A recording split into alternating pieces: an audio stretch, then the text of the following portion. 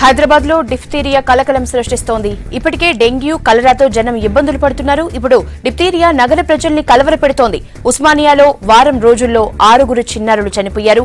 మరో 7 ఐసీయూలో ప్రాణాలతో పోరాడుతున్నారు.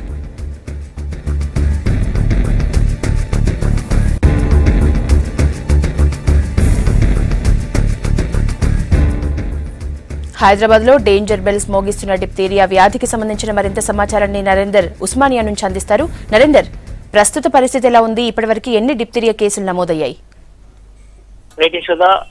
ఉస్మానియా ఆసుపత్రిలో ఇది చోటు చేసుకుంటున్న గత కొంతకాలంగా చివరి ఆసుపత్రిలో తీవ్రంగా ఈ ఇన్పేషెంట్ల సంఖ్య విపరీతంగా పెరుగుతోంది. ఓపీ కూడా దాదాపు విపరీతంగా 2,500 వరకు పెరుగుతున్నటువంటి నేపథ్యంలో దాంట్లో ఆల్మోస్ట్ 15 to 20% డిప్తీరియా కేసులు వస్తున్నట్టుగా ఇప్పటికే మనకు అధికారులు చెప్పడం జరుగుతుంది.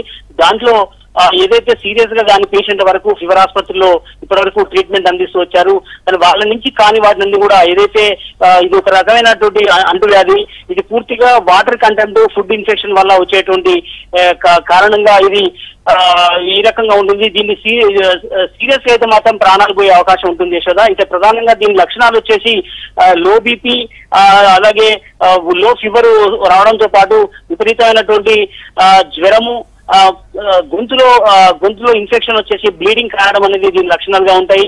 ఈ అంటువ్యాధి కారణంగా ఒకరి నుంచి ఒకరికి స్ప్రెడ్ అయ్యే అవకాశం ఉన్న నేపథ్యంలో ఇది భయభ్రాంతులకు గురి అవకాశం కనిపిస్తుంది. ఎందుకంటే ఇప్పటికే ఉస్మానియా ఆసుపత్రిలో సీరియస్ గా ఉన్న పేషెంట్లంతా ఇక హైదరాబాద్, రంగారెడ్డి జిల్లాలతో పాటు వివిధ ప్రాంతాల నుంచి ఇప్పటి వరకు 15 మందిని ఇక్కడికి తీసుకొచ్చినట్టుగా సమాచారం ఉంది. వాళ్ళు ఈ 4-5 రోజుల నుంచి ఈ రోజు తెల్లవారుజాముల వరకు కూడా 6 చనిపోయారు. దాంట్లో ఒక ఫిమేల్ గర్ల్ ఉంది, ఫరీన్ అనే అమ్మాయి. మిగతా మాత్రం 5 జెంట్స్ గా గుర్తించడం జరిగింది. అయితే మరో 5 మాత్రం చాలా సీరియస్ గా ఉన్నారు. వారందరికీ కూడా కార్డియాక్ అరెస్ట్ కి సంబంధించినటువంటి సమస్యతో, అంటే మొదలుగా ఈ ఏదైతే కంఠసర్పిగా మనం చెప్పుకున్నటువంటి డిప్తీరియా డిసీజ్ ఏదైతే ఉందో అది మొదలుగా గొంతు విపరీతంగా బ్లీడింగ్ కారి ఈ రకమైన లక్షణాలు ఉండడంతో ఆటోమేటిక్ గా శ్వాస ఆగిపోయే అవకాశం ఉంటుంది. దాని తర్వాత కార్డియాక్ సంబంధించిన ఎఫెక్ట్ రావడంతో సీరియస్ ఐసీసీ వార్డులో వీళ్ళని పెట్టడం జరిగింది.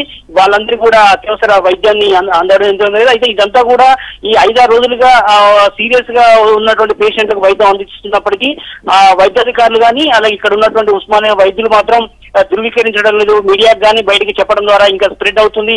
ఇది ఒక ప్రచారంగా వల్ల భయం వ్యక్తమవుతుంది అన్నటువంటి ఉద్దేశంతో వాళ్ళు ఆపినట్టుగా సమాచారం ఉంది. ప్రజెంట్ మనం సూపరింటెండెంట్ దగ్గర ఉన్నాం. ఆయన మాత్రం ఒకటే చెప్తున్నాడు, మూర్తి ఇది మేము చెప్పడానికి వీల్లేదు, అది పైనుంచి ఆజ్ఞ ఉంది, కానీ డిప్తీరియా కేసులు మాత్రం ఉన్నాయన్నటువంటి విషయాన్ని ఆయన ఇండైరెక్ట్ గా చెప్తున్నారు. అంటే దీని మాట ఒక మనకి ఇండికేషన్ అయితే అర్థమవుతుంది. కేసులు చనిపోయిన మాట వాస్తవం అని కింది స్థాయి వైద్యులుగా ఉన్న వాళ్ళందరూ అదే వార్డుకు సంబంధించిన వాళ్ళు చెప్తున్నారు. ఇప్పటివరకైతే 6 చనిపోయారు. మరిన్ని కేసులు పెరిగే అవకాశం మాత్రం మనకు స్పష్టంగా ఉంది యశోద. నరేందర్, డాక్టర్స్ ఏమంటున్నారు?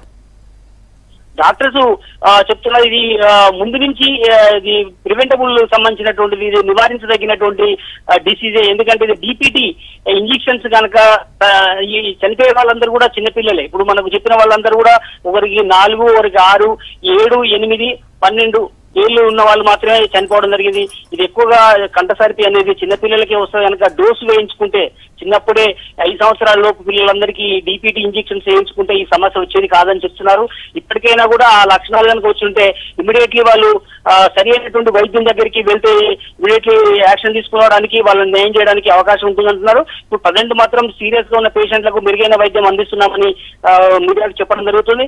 ఏదేమైనప్పటికీ మాత్రం వాళ్ళ కండిషన్ మాత్రం సీరియస్ గానే ఉందని చెప్పొచ్చు. ఇది పూర్తిగా అంటువ్యాధి కాబట్టి ప్రభుత్వం కానీ అలాగే అధికారులు కానీ అలర్ట్ కావాల్సిన అవసరం ఉంది Yashoda. Okay, thank you Narender.